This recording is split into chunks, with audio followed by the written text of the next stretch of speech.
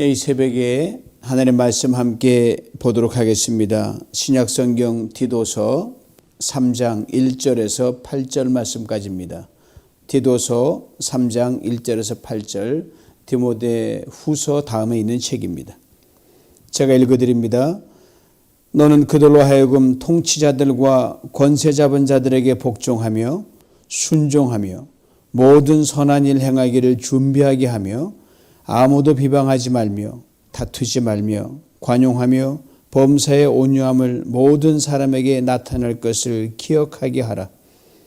우리도 전에는 어리석은 자요 순종하지 아니한 자요 속은 자요 여러 가지 정욕과 행락에 종노릇한 자요 악독과 투기를 일삼은 자요 가증스러운 자요 피차 미워한 자였으나 우리 구주 하나님의 자비와 사람 사랑하심이 나타날 때에 우리를 구원하시되 우리가 행한 바 의로운 행위로 말미암지 아니하고 오직 그의 긍휼하심을 따라 중생의 씻음과 성령의 새롭게 하심으로 하셨나니 우리 구주 예수 그리스도로 말미암아 우리에게 그 성령을 풍성히 부어주사 우리로 그 은혜를 힘입어 의롭다 하심을 얻어 영생의 소망을 따라 상속자가 되게 하려 하심이라. 이 말이 미쁘도다. 원하건대 너는 여러 것에 대하여 굳세게 말하라.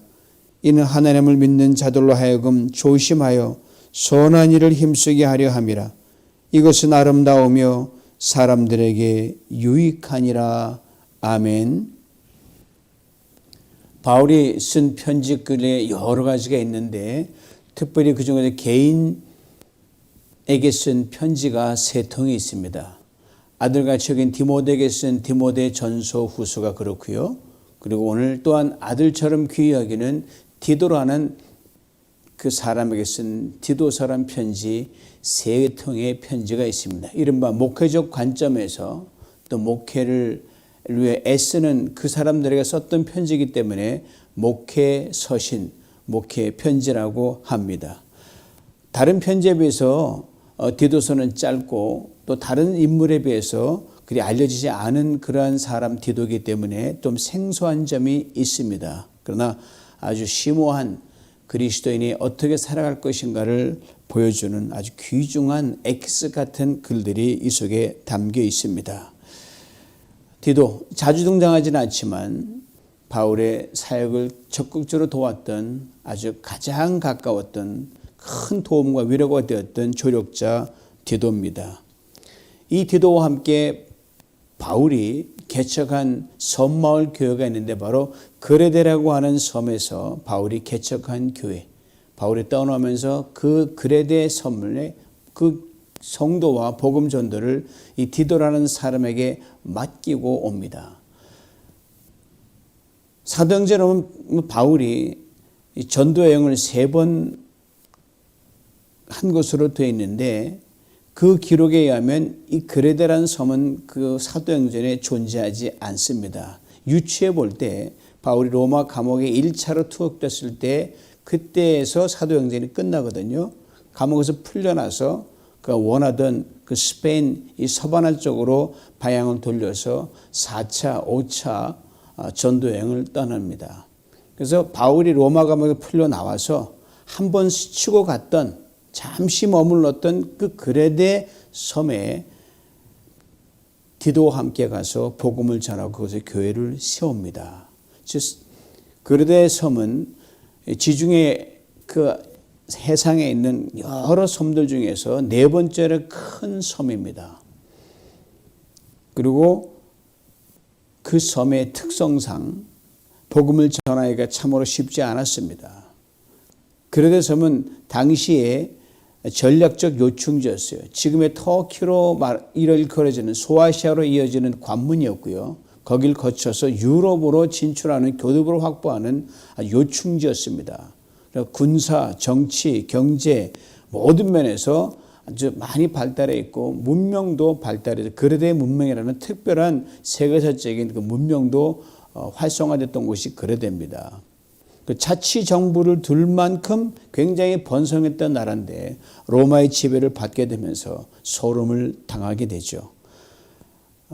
그래서 이 문물이 많이 발달되어 있고 남대로 부를 누렸기 때문에 여러분 섬마을 사람 보면 섬에 가면 우상도 많고 독특한 칼라가 있어서 나름대로 또 물질로 풍요했기 때문에 나태와 방종 흐르는 어떤 데카당스 같은 그런 문화도 그곳에 있었습니다. 세속화된 그런 문화가 많이 흘렀던 곳이 바로 그레데 섬이었습니다. 그 적에 바울이 가서 교회를 세웠고 그 섬에 바울이 다시 선교여행을 떠나면 디도를 남겨두고 선교 여행을 떠나게 됩니다. 바울이 떠난 뒤 이 목양하고 있는 디도에게 그 교회를 생각하면서 디도를 격려하고 그 섬 사람의 칼라가 아주 독특하거든요. 그래서 디도에게 위로하고 성도를 양육하는 그런 서신을 쓰게 됩니다. 아시는 섬 사람들이 복음을 받아들이는 건 정말 쉽지 않습니다. 복음을 받아들였다 할지라도 그 뿌리 내리고 신앙이 자라는 데는 굉장히 많은 시간이 흘러갑니다. 특별히 그런 가운데 이 그레데 섬마을 사람들은 더 심했습니다. 이들의 칼라에 대해서 디도서 1장 12절 이렇게 설명해 줍니다. 그레데인들은 항상 거짓말쟁이며 악한 짐승이며 배만 위하는 게으름맹이라 아주 노골적으로 얘기를 했죠. 요 글은 바울의 관찰에서 확인됐지만 그 이전에 그레데 출신으로 덕망 높은 하나의 선각자가 거기 나왔는데 그 사람이 자기 고향 마을 사람들을 솔직히 이렇게 아주 적나라하게 얘기한 거예요. 바울이 야 정말 그럴까? 근데 막상 들어가 전도하다 보니까 이 사람 말이 딱 맞는 거예요. 입만 떴다 하면 거짓말이에요. 핑계가 되고. 악한 짐승이 굉장히 포악했습니다. 그리고 무절제했기 때문에 그 배만 위하는 어떤 욕망주도의 사람으로 살아갔습니다. 이런 선문에 오랫동안 젖어있던 그레데 사람들이 바울이 전한 복음을 듣고 일단 예수를 믿게 되는데 옛 습관과 문화에 여전히 그들은 머물러 있었어요. 신앙이 잘 자라지 않았습니다. 성숙하지 못했습니다. 디도에게 맡겨놓았지만 늘 그 마음에 걸리는 거였어요. 예수를 믿었는데 여전히 육주도적인 그런 삶을 살아가고 있는 겁니다. 그래도 로마의 지배를 받는 그런 시절에는 당신 투쟁적이고 호전적, 반항적인 기질이 있었기 때문에 당시 그 섬의 지도자들과 걸핏하면 갈등을 빚고 다투고 싸웠습니다. 여기에다 유대인 율법주의자들끼리 가세해서 교회를 점점점 힘들게 했습니다. 이 바울이 오기 전에 유대인 디아스포라 베드로가 성령 충만해 가지고 마가다라 앞에 설교를 할 때 그 각 지역 사람들이 와서 이 사람의 방언을 말하는 걸 듣고 이 사람 우리 방언을 말한다. 그때 왔던 사람들 중에 그레데 섬마을 사람도 있었거든요. 이들이 베드로의 설교를 듣고 복음을 가지고 그 그레데에서 미리 가 있었습니다. 바울이 바로 이 섬 사람들 디도만 남겨진 그 섬 사람들을 위해서 큰 그림을 보여줍니다. 그 큰 그림이 뭐냐 하면요. 오늘 1절과 8절에 언급된 선한 능력으로 선으로 반응하며 살아가는 것이 기독교인데 그리스도인들의 생활 방식이다 이렇게 말합니다. 1절을 보니까 모든 선한 일을 행하기를 준비하게 하며 8절에 하나님을 믿는 자들로 하여금 조심하여 선한 일을 힘쓰게 하라 이거거든요. 이게 큰 그림이에요. 먼저 1절을 보면 1절은 윗사람에 대한 그리스도인의 자세를 이야기해 줍니다. 특별히 안 믿는 윗사람들, 뭐 정치 지도가 될 수 있고요. 뭐 직장이나 아니면 사업의 윗사람 될 수도 있습니다. 이렇게 되어 있어요. 너는 그들로 하여금 통치자들과 권세 잡은 자들에게 복종하며 모든 선한 행하기를 준비하게 하며 이렇게 되어 있거든요. 이런 세상 살다 보면 그리스도인들이 부득이 예수 안 믿는 사람과 상사로 둘 때가 있고 그런 사람을 지도자로 둘 때가 있습니다. 그때 어떻게 반응해야 되냐? 복종하라 이렇게 말합니다. 순종하라 이렇게 말합니다. 물론 좀 말이 안 되는 쪽으로 가면 괜찮지만 웬만하면 참고 견디고 순종하고 잘 가라. 그것도 그냥 즉흥적으로 그때 때우기식이 아니라 늘 마음에 내가 이 사람 또 만나게 되는데 어떻게 하면 이 윗사람에게 이 그레데 사람들한테 그 섬 지도자들에게 어떻게 내가 선으로 반응할까 이걸 깊이 생각하고 그렇게 생활하라 이렇게 얘기합니다. 그래서 아차, 그 선을 행할 틈을 보면 얼른 즉각적으로 하라는 그 말이에요. 다시 말하면 이 그릇의 섬에 보낸 총독, 이 사람, 내가 일생에 한 번 보고 마지막 볼 것 같으면 어떻게 이 사람을 감동시켜서 예수를 알게 할 것인가, 하나님을 알게 할 것, 이것을 생각하라는 거예요. 강한 인상을 남기라는 거죠. 여러분, 가장 큰 선이 뭐냐면요, 전도가 가장 큰 선입니다. 왜? 하나님이 선하시니까. 선하신 하나님을 자랑하는 거니까요. 무역황과 교통요지라고 말씀드렸습니다. 영향 있는 섬 사람들 꽤 많이 있었을 거예요. 섬의 총독을 포함하여 그와 교류하는 크고 작은 실세들이 많이 있었거든요. 그들을 그냥 기독교인의 어떤 관점은 여러 가지 많은 부족함이 많지만 그걸로 평가해서 그들에 대해서 맞서거나 하지 말고 그대로 존중해주고 인정해주고 겸손하게 처신하라. 이것을 바울이 디도에게 주문하고 있습니다. 윗사람에게. 그 다음에 2절에 보면요, 더불어 함께 가는 그 그레데 섬의 이웃들, 그 섬 사람들과의 관계를 구체적으로 이야기합니다. 들어보세요. 아무도 비방하지 말며 다투지 말며 관용하며 범사에 온유함을 모든 사람에게 나타낼 것을 기억하게 하라. 비방하지 말라 그랬어요. 남을 헐뜯는다는 그런 의미보다 여러분, 경박스럽게 입을 놀리지 말라는 거예요. 입이 가벼운 사람 되지 말라는 겁니다. 자기 체면 깎는 짓 하지 말아요. 예수 믿는 사람이 입조심, 행실을 조심해야 되는데 그저 해당 사람처럼 다를 게 없이 그냥 툭툭 아무나 던지고 그러면 안 되거든요. 그러다가 만약에 어느 사람에게 찍히면 평생 예수 안 믿을 거 아닙니까? 회복 불능이거든요. 더군다나 윗사람에 찍히면 손실이 이만저만 아니에요. 내뱉은 말 주워 담지 못합니다. 그리스도인은 것은 농담이라도 정말 잘해야 되는 거예요. 반드시 상대방의 가슴에 남거든요. 다투지 말라 그랬습니다. 이 말은 뭐냐면요, 가볍게 대함으로 인해서 남과 화목을 하지 못하는, 불화하는 그런 걸 말합니다. 관용하며 그랬는데 이 속은 따지지 말고 좀 손해보더라도 그 길을 가라는 거죠. 범사에 온유함으로 하라 그랬는데 온유함이란 말은 부드러움이죠. 예수 믿는 사람은 부드러운 마음이 있어야 되거든요. 남을 배려하는 마음이 있어야 되고요. 모든 사람에게 나타낼 것을 기억하게 하라. 이것을 항상 염두에 두고 내가 누구를 만나러 가지. 오늘 섬마을 저 김서방 집에 가지. 그걸 김서방이 까다로운 사람, 내가 그 사람을 감동시키는 그런 오늘 하루를 살아야겠다. 그렇게 하라는 거예요. 늘 마음에 새기라는 거죠. 처음 두 개의 부정, 비방하지 마라, 다투지 마라, 이것이 전제가 안 되면요, 그 다음 관용하는 것과 온유함과 남을 배려함은 존재하지가 않습니다. 마음껏 해놓고 아무나 온유에 겸손해, 이게 안 되거든요. 장자의 표현을 빌자면요, 이러한 사랑과는 상종하지 말라고 그렇게 장자는 강하게 얘기했어요. 왜? 엮이면 큰 손해 입는데 그게 예수 믿는 사람이라면 얼마나 손실이 많겠습니까? 이렇게 살아가는 이유를 바로 이렇게 설명합니다. 3절에 우리도 전에는 어리석은 자요, 여러 가지 정욕과 행락에 종노릇한 자요, 악독과 투기를 일삼은 자요, 가증스러운 자요, 피차 미워한 자였다. 어리석은 자. 예수 믿기 전에 우리 사람의 모습 총기를 잃어버리니까 지금 생각 없이 막 살거든요. 순종하지 아니한 자, 귀가 얇아가지고 이리저리 쏠리고 이런저런 손에 맞장구 치면서 유익하지 않은 것으로 머리를 채운 자라는 말입니다. 여러 가지 정욕과 행락에 종노릇한 자란 말은 당장 손익계산을 따져가지고 거기에 눈이 쏠리고 귀가 쏠리고 몸을 맡겨버린 이러한 천박한 그런 윤리도덕을 가진 사람이죠. 악독과 투기를 일삼은 자요, 가증스러운 자요, 피차 미워한 자였으니 친절과는 완전히 거리가 먼 삶입니다.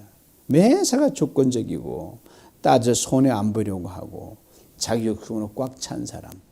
예수 믿기 전에 그런 모습이었는데 예수 믿고 나서도 그러면 어떻게 하겠느냐 이 말이죠. 그러니 우리가 예수 믿음으로 인해서 좀 낮았다고 하면 예수 안 믿는 사람 몰라서 그런 거니, 그들과 맞서거나 그들이 상사든 보통 등동한 사람이든 그러면 안 되지 않냐. 우리가 그런 가운데서 건짐을 받았는데 우리가 그들에게 나아가려면 선을 베풀어야 되지 않겠느냐 이 말입니다. 이랬던 우리들이 먼저 예수 안에서 구원을 누린 것 아니냐. 그래서 4절 7절을 쭉 자세하게 설명을 합니다. 요약하면 우리가 먼저 예수를 믿어서 인생에 놀라운 변화가 일어났던 거 아니냐. 나 바울을 봐라. 사람은 죽이기까지 했던 그렇게 혈기등등했던 사람 아니냐. 예수 만난 사람 바뀌었다 이 말이죠. 그 변화도 나로 인한 변화가 아니라 예수 그리스도 하나님의 강권전 내 인생에 크게 개입하셔가지고 나타난 증거들, 그런 은혜의 선물이란 말입니다. 예수 믿으면 분명히 달라지고 탁월한 그런 모습이 있어야 됩니다. 그렇지 않으면 예수를 구원받았는데 육주도적으로 살아가는 그런 사람이에요. 그럼 우리가 원래 그랬다가 예수는 구원받았는데 자랑할 것이 없다. 좀 우리가 낫다고 해석만 낫다고 교만할 게 없다는 거죠. 하나님 아니면 그렇게 안 됐으니까 이 말이에요. 4절 봅니다. 우리 구주 하나님의 자비와 사람 사랑하심이 나타날 때, 여러분 우리 모두는 마찬가지지만 예수 그리스도의 땅에 사람으로 오셨기 때문에 우리를 만나 주셨잖아요.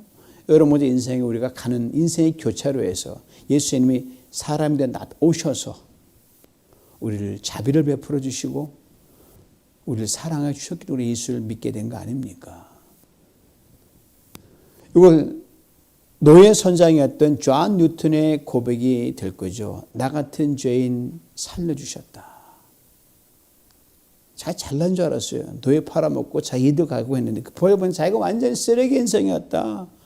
완전히 막 나가는 그런 막장 인생이었다. 이런 나를 구해주셨으니 하나님의 자비하심과 나를 사랑하심 내 인생에 나타났다. 그런 내가 어떻게 경박스럽게 어떻게 마음대로 살 수 있을 것이냐 이 말이죠. 사람 사랑하심이라는 그 단어에 영어 단어 필랜트로피가 나오는데 사랑을 의미하는 필이라는 단어와요. 엔트로피 사람을 뜻하는 단어가 합쳐된 건데 오늘날 자선사업 박애주의를 뜻하는 단어가 거기서 나왔죠. 그런데 이 하나님의 인간을 사랑하심이 먼저 그 뜻이 원래 박혀 있습니다. 그러므로 사람이 다른 사람을 사랑하고 긍휼히 여길 수 있는 것은요. 또 나아가 사람이 하나님을 사랑할 수 있는 것은요. 하나님이 먼저 우리를 사랑하셨기에 가능하다. 이것을 우리는 늘 잊지 말아야 됩니다. 많은 자선사업가들이 많은 일을 하는데 자기들이 그렇게 하고 싶어. 하나님이 그 마음에 감동을 안 주면 절대로 누군가로 받지 않으면 하지 못합니다. 요한일서 4장 19절 이런 말씀이 있어요. 우리가 사랑하면 그가 먼저 우리를 사랑하였습니다. 하나님 우리를 사랑하신 것을 5절에서 더 구체적으로 설명합니다. 우리를 구원하시되 우리가 행한 바 의로운 행위로 말미암지 아니하고 오직 그의 긍휼하심을 따라 중생의 씻음과 성령의 새롭게 하심으로 하셨나니 우리를 구원하시되 우리가 행한 바 의로운 행위로 말미암지 아니하고라고 했습니다. 그리고 구원이 뭡니까? 건져낸다는 뜻입니다. 살아난 사람이 어려움과 공경에 빠졌어요. 근데 거기서 혼자서 빠져나올 수가 없습니다. 자력으로는 불가능하다는 거예요. 누가 건져내줘야 되는데 이 경우 누군가를 건져내기 위해서 내가 위험을 감수하지 않으면 안 됩니다. 물에 빠진 사람 건져내려면 내가 물로 뛰어들어야 되죠. 불에 빠진 사람 건져내려면 내가 불 속으로 들어가야 됩니다. 이 구원의 행위 사랑이 없으면 안 됩니다. 이 구원이라는 하는 행위 사랑 없이 불가능한 거예요. 손실을 감수 피해를 보고 인간의 가장 큰 공경이 뭡니까? 죽음 아닙니까? 죽음은 죄의 결과잖아요.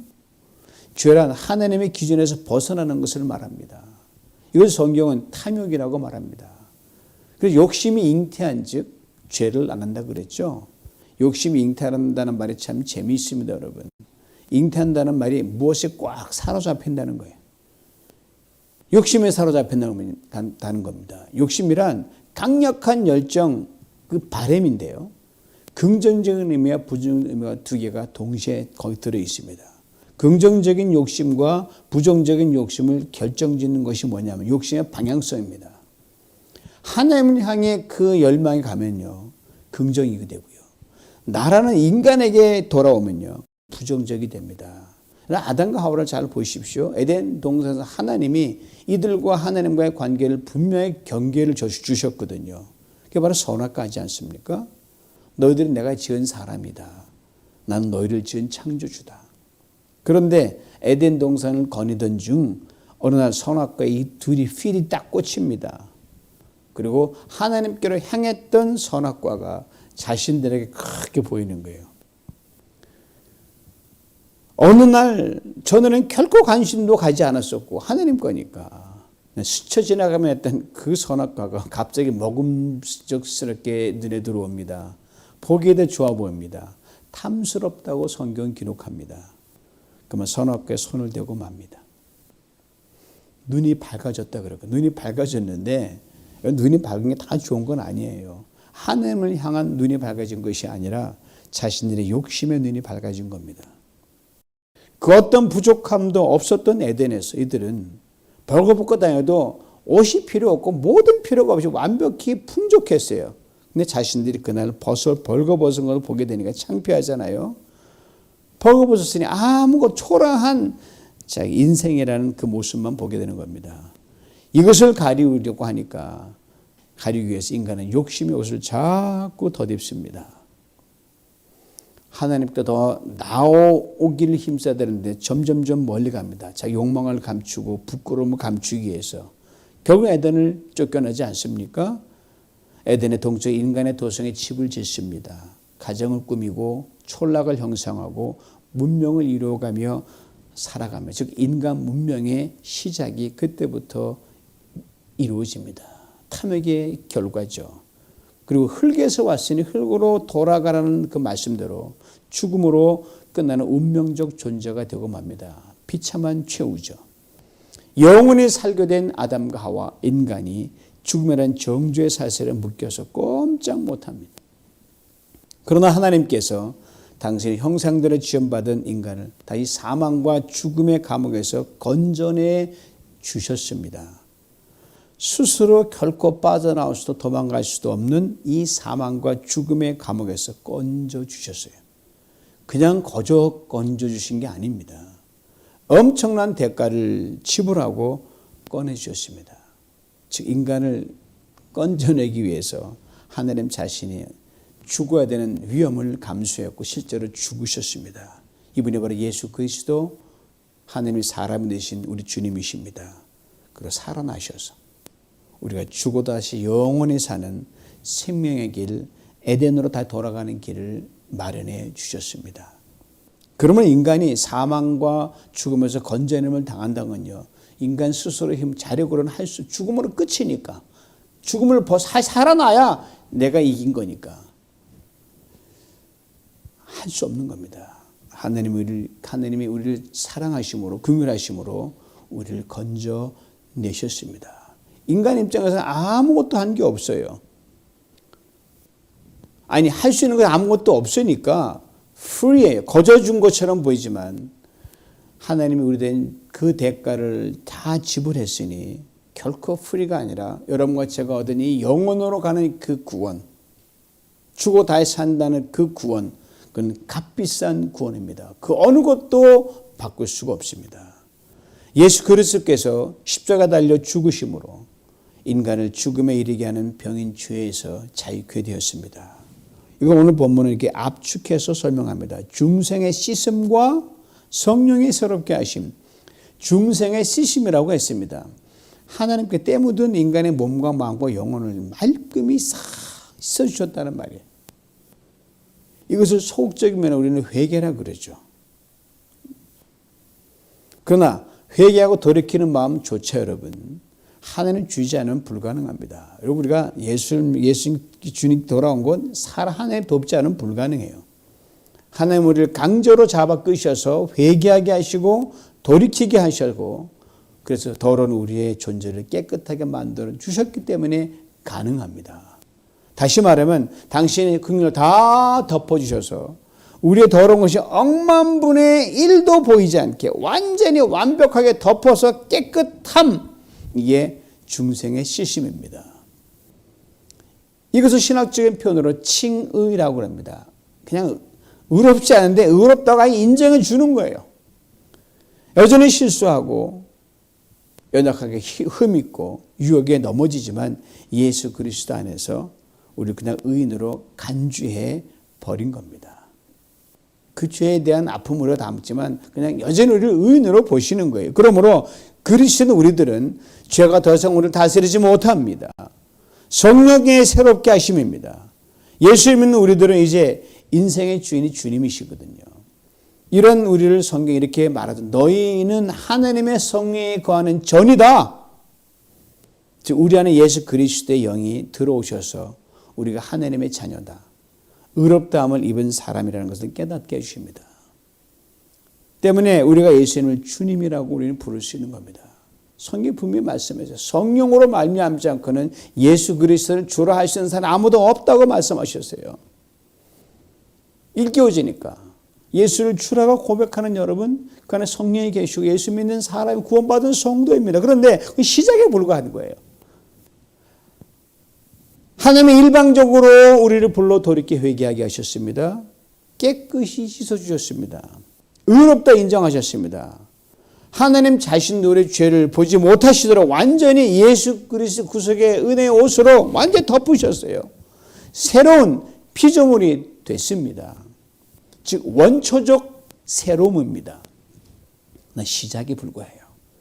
이제 하나님의 자녀로 그들 예수 그리스도의 온유하고 겸손한 순종하는 성품을 닮아가도록 쉼없이 자라가고 성숙의 성숙을 거듭해야 하는 게 우리 일생에 남은 과제입니다. 이것도 우리 힘으로 할 수 없죠. 이 성숙의 과정에도 하나님이 적극적으로 간섭하신다고 오늘 본문은 말씀합니다. 6절을 봅니다.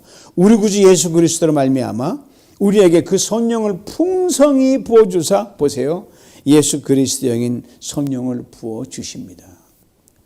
그러므로 사랑하는 성도 여러분, 그리스도인 우리가 품어야 될 영순위의 소원이 있다는 거 아십니까? 여러분 가장 큰 소원이 뭡니까? 영순이에요.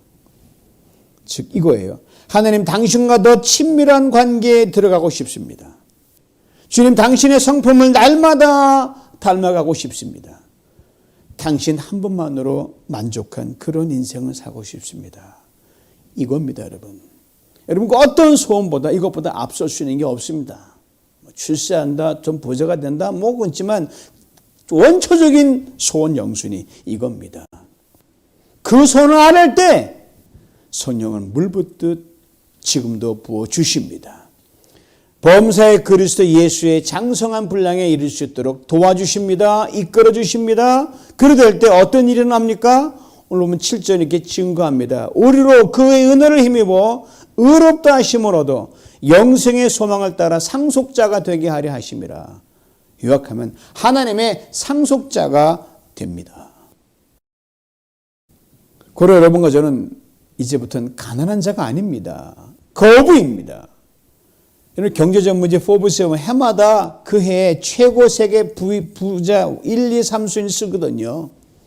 근데 그 포브스의 랭킹으로 매겨지지 않을 만큼 하나님의 슈퍼 리치 상속자가 된다는 말입니다. 은행에 잔고 없어도, 내 어떤 물량적으로 없어도 하나님 상속자는 그 자체만 해도 부하가 하늘에 있으니 그러면 가장 큰 부자 아닙니까? 이것을 잊지 말아야 됩니다. 이것을 당시 그레데 섬의 성도들에게 분명하게 전해주라고 바울이 편지글에 써서 디도에게 보냈습니다. 오늘 마지막 8절이에요. 이 말이 미쁘도다. 원하건대 너는 이 여러 것에 대해 굳세게 말하라. 이는 하나님을 믿는 자들로 하여금 조심하여 선한 일을 힘쓰게 하려 함이라. 이것은 아름다우며 사람들에게 유익하니라. 고로 하나님의 상속자인 우리들 먼저는 움켜진 손을 펴야 할 것입니다. 마음을 넓게 써야 할 것입니다. 누구를 만나든, 그러니까 높은 사람, 낮은 사람이든 나와 동등한 사람이든 관계없이 힘을 다해 선을 행하기를 힘써야 할 것입니다. 선 중에 최고에서는 전도입니다. 이렇게 굳세게 담대히 말하는 겁니다. 당신도 슈퍼리 하나님의 상속자가 될 수 있습니다. 얼마나 복된 소식입니까? 그렇습니다. 성숙한 그리스도인은 남을 부욕해 합니다. 남을 유익하게 합니다. 그러므로 하나님의 상속자 우리가 통치자들과 권세자들을 존중하자, 더욱더 믿지 않은 그런 사람을 존중하지 않고 함부로 내가 말하는 것 하나님이 결코 기뻐하지 않으십니다. 함부로 말하는 게 아니에요, 여러분. 그들도 하나님이 세우셔서 다스리게 한 사람들입니다. 하나님의 상속자들인 우리들은요, 독재자라도 감동시킬 수 있어야 한단 말입니다. 엄하고 깐깐한 상사도 감동시킬 수 있어야 합니다. 그게 전도입니다. 나아가 하나님의 상속자가 함부로 말하고 함부로 행동한다든지, 남과 화목하지 못하기를 밥 먹듯이 한다든지, 자기 속만 따져보고 손에 안 버리고 한다든지, 남에 대한 배려가 없다든지, 정직하지 못하거나 핑계로 일관하거나 인간관계를 계산적으로만 생각한다든지, 겸손하지 못한 관계에서 거치고 못한 대로 되는 것, 하나님이 결코 기뻐하지 않으십니다. 하나님의 상속자는 여러분, 어느 누구와도 어울릴 수 있어야 합니다. 어떤 상황에서도 어떻게 하면 나와 관계하는 사람과 그 조직에 유익을 끼칠 수 있을까? 이것을 생각하는 넉넉한 사람들이 되어야 됩니다. 내모를 하려면 못 갑니다. 곧 하나님의 상속자는 하나님께 성령을 부어주시길 최우선적으로 매일매일 간구해야 됩니다. 에베소 2장 10절에 이런 귀한 말씀이 있습니다. 우리는 그가 만드신 바라 그리스도 예수 안에서 선한 일을 위하여 지으심을 받은 자니 이 일은 하나님의 전에 예비하사 우리로 그 가운데 행하게 하려 하십니다. 세 가지를 말씀해 줍니다. 먼저 우리는 하나님의 형상 지음을 받았다고 되어 있습니다. 다음은 우리는 선한 일을 위해 지음 받았다는 겁니다. 마지막은 반드시 선을 향하며 살아가는 존재라는 사실입니다. 우리 말씀 앞에 이를 위해 우리가 선을 향하며 살아갈 수 있는 존재가 되기 위해서 예수 그리스도의 땅에 오셨고 우리를 구원하셨다고 설명하고 있습니다. 그렇습니다. 하나님께서 죄인인 우리를 불러서 깨끗한 의인이 되게 하시려고 성령으로 일깨워 주신 것은 우리를 하나님의 상속자로 삼으시기 위함이었습니다. 그리고 육신을 입고 사는 세상 속에서 육체의 욕심과 필요에 이끌리지 않고 성령에 이끌려서 선을 행하도록 하기 위함이셨습니다. 그러 남은 인생 우리가 성령을 쉼없이 부으시는 하나님을 더욱더 의지하면서 선한 능력으로 다시 일어서서 하나님을 기쁘시게 사람을 유익하게 특별히 하나님의 상속자들로 변화시키는 복된 성도들로 살아갈 수 있기를 주님의 이름으로 축원합니다. 기도합니다. 하나님 아버지 감사합니다. 우리가 아버지 하나님 세상에서 건짐을 받아 예수 그리스도 먼저 알게 하시고 성령으로 깨우쳐 주셔서 하나님의 상속자가 되게 하신 것 참으로 감사합니다. 거저받은 은혜요 거저받은 선물입니다. 하나님의 상속자답게 선을 향하기에 부지런하게 만들어 주시고 세상과 다투지 않게 만들어 주시고 사람들을 화목하게 만들게 해 주시옵시고 그 끝에서 하나님 모르는 모든 사람도 우리처럼 하나님의 상속자로 변화시키는 가장 최고의 선인 전도꾼으로 살아가도록 축복하여 주시옵소서. 이로의 성령을 구합니다. 충만하게 하여 주시옵소서. 예수님의 이름으로 기도하옵나이다. 아멘.